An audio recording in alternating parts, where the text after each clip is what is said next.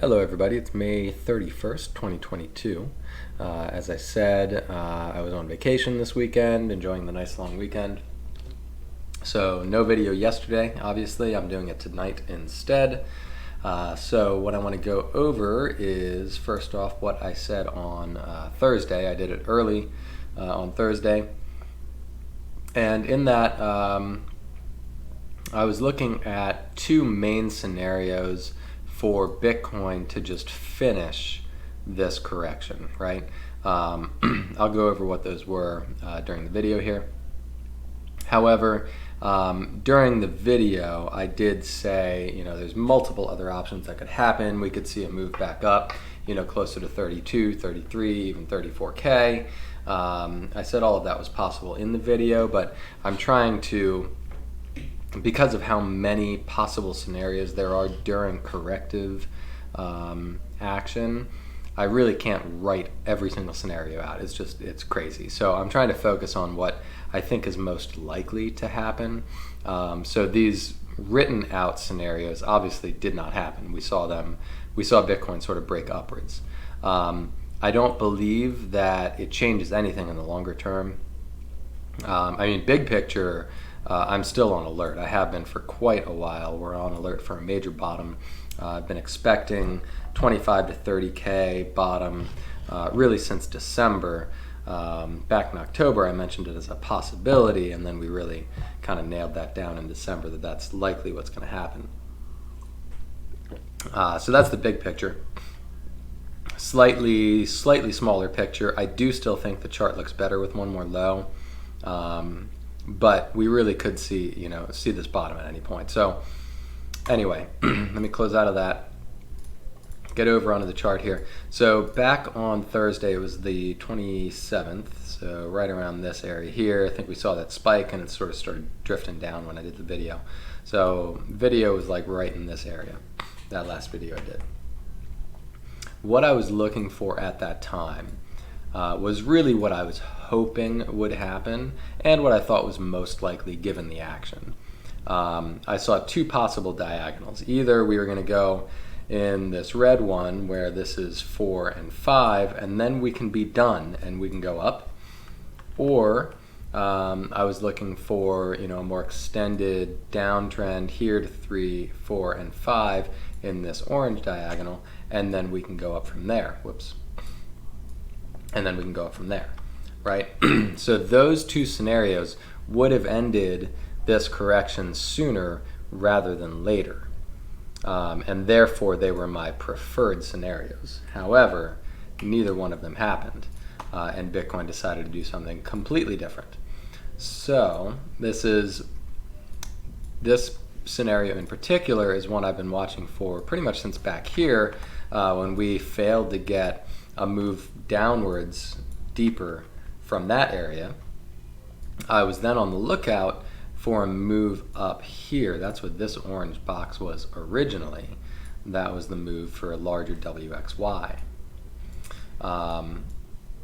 This correction really took its time. This is extremely sideways choppy action, and as I mentioned over and over again, it was all 3-wave moves, which you really can't trust and you can't base any directionality on. So in any case, I think what we have now is let me try to get rid of some of these larger diagonal counts. I'm just going to get rid of those. Okay, trying to clean this up as much as possible. All right, I'm going to make this WXY a little larger just so it's easier to see. And we're going to change where it is. I believe this is what we're doing. Okay, WXY, ABC, however you want to view it. I think that's what we're doing up. And let me take a quick look over on the daily chart for you as well. I want to show you on the daily why I'm thinking that as well. We've been in, since the 69K high, we've been making an A, B, C down. This C wave right here is what we're waiting on to complete this correction and then move up from there to 100 to 130K. Within this C wave, we should see 5 waves down. At the moment, all we have is 3.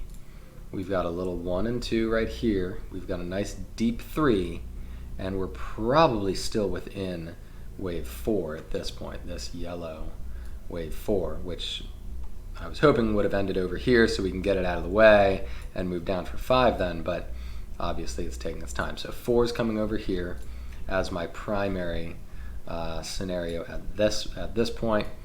5's down here. So let me show you why I believe this is still most likely a 4th wave, other than the fact that this is all just chop action. If we draw our fib from 3 to 2, we know that wave 4 typically goes in this area right here, basically where we are right now.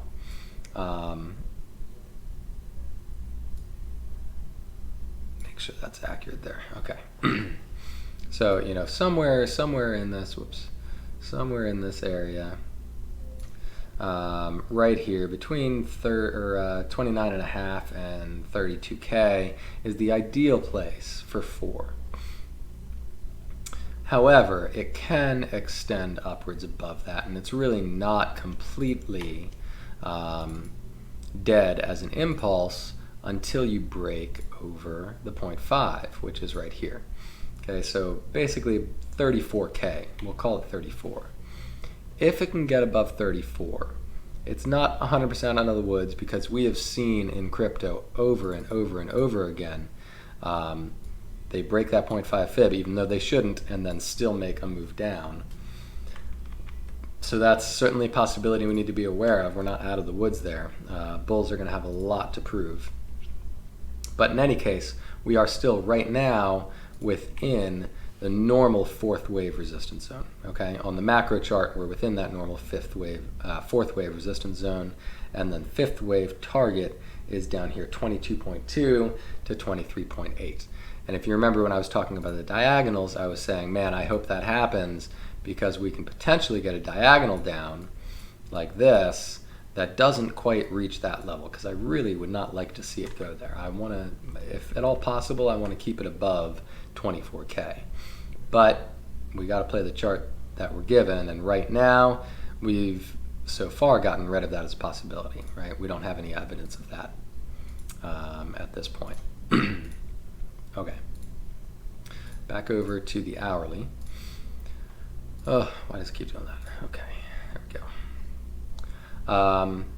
So what do I think is happening here in the micro?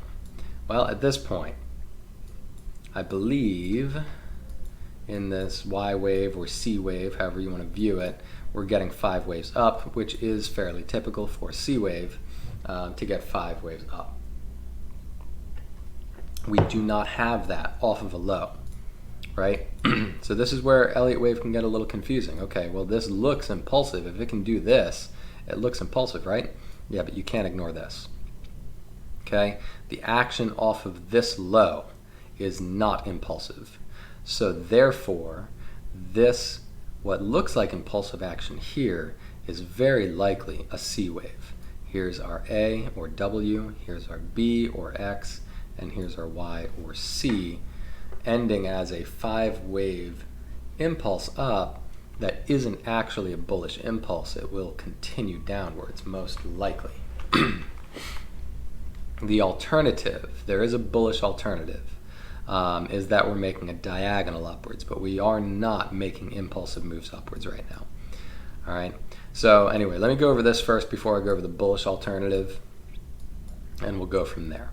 So as we currently stand, we potentially, off of this bottom here that we saw around 27.9 or whatever, 28K, that little spike down, we potentially have a 1 and a 2, and then we made our 3 up. I think 3 up ended here yesterday on May 30th.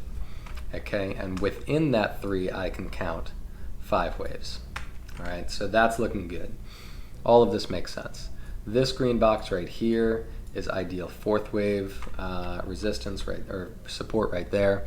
We touched it earlier. This could be the ABC down, or it kind of seems like maybe it's going to make a larger ABC.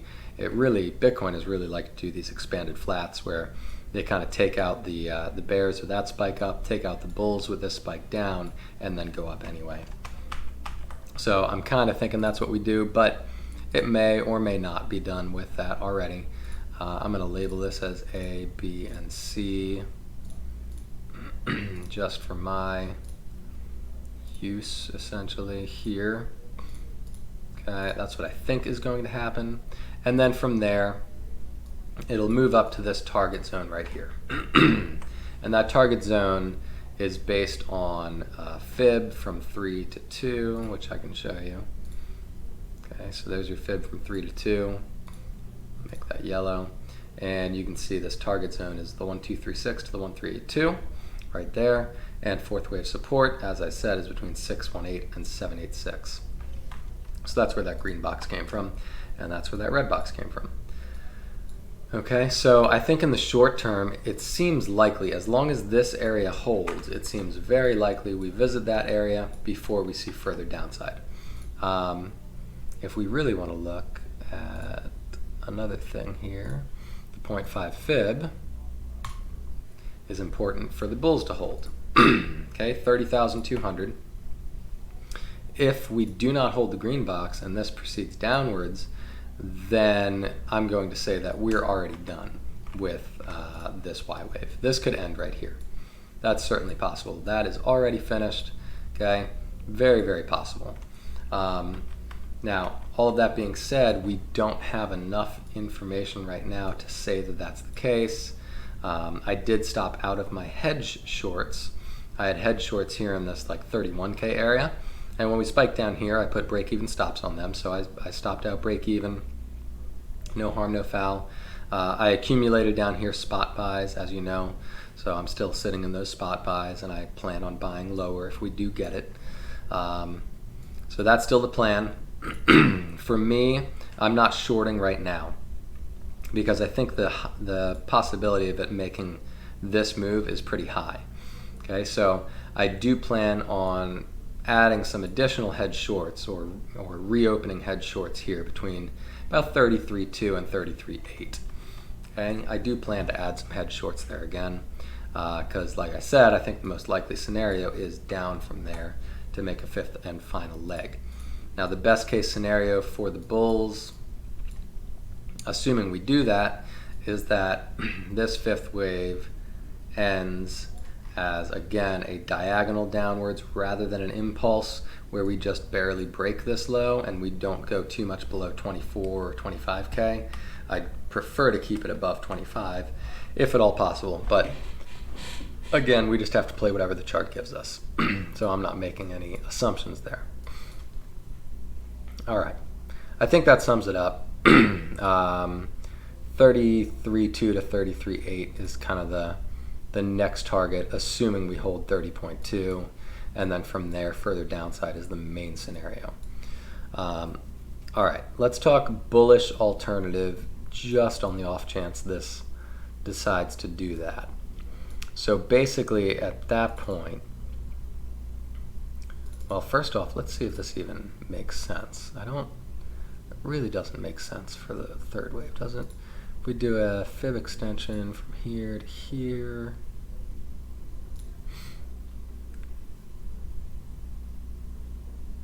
I mean, third wave really should be larger than the first wave. I'm considering that wave one. If this was going to be bullish, I'm not convinced it is, but if it's going to be bullish, that's wave one. This is wave two. Third wave should be larger, meaning it should be more than the 1.0 extension. So how much more? I mean, typically you're going to reach, a little bit higher, 34, 35, even 36. In a third wave, even in a diagonal should be the longest wave. And perhaps this forms then as an A, B, C, something like that for a third wave. It could get really messy. So it's not a clean structure at all if the bulls want to do that. I've discussed that before, but let's just pretend for a moment, okay, we're above the 1.0. If it gets to this red box, and let's just say for a moment, okay, yeah, that is in fact the top of 3. So we would then have a diagonal that looks something like this. So if we see this, that's 1, that's 2, that's 3. We would then get a big retrace for 4, and then another push up for 5. If it can do that, that is the only way that I will consider buying a little bit heavier without us making a new low, right? It's a diagonal. I don't trust diagonals. They're not great as far as trading cues go. I've seen them fail over and over again. However, if we can actually complete one with 5 waves within it, that could be a first wave up. And then we can get a second wave down, which can go quite deep. So we'll probably have a chance to buy, low 30s, high 20s once again before it actually goes up from there. That could be making a 1-2 in a diagonal, but really not ideal. Not something I want to see happen. I really prefer going down and then bulls actually making an impulse. We just haven't done it. The bulls haven't done it yet. So at this point in time, I really cannot consider it being a high probability that the bottom is actually in. But there's the only way that I would consider it, is if it does that. All right, so there we go. Kind of a lengthy video tonight. I apologize for that, but when there's this much chop, it makes it very difficult. Like I said, it makes there be plenty, like tons and tons of different possibilities for what this could do. Like this could go higher, this could dump from here, this could make a diagonal upwards, this could go here and then die. Like there's so many possibilities. It's absolutely insane.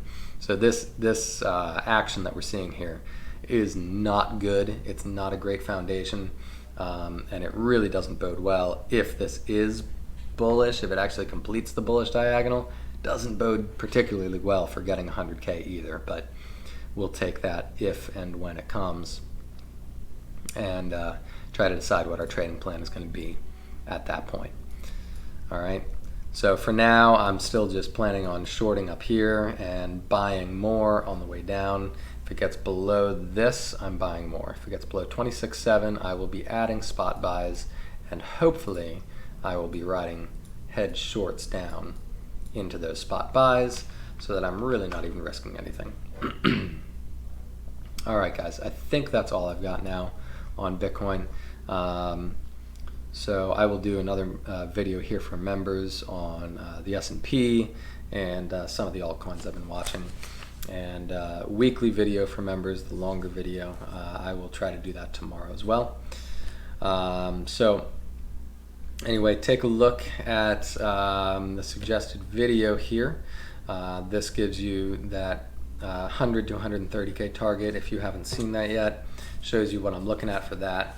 And make sure to hit the like button on this video and the subscribe button, please. All right, you guys have a good night.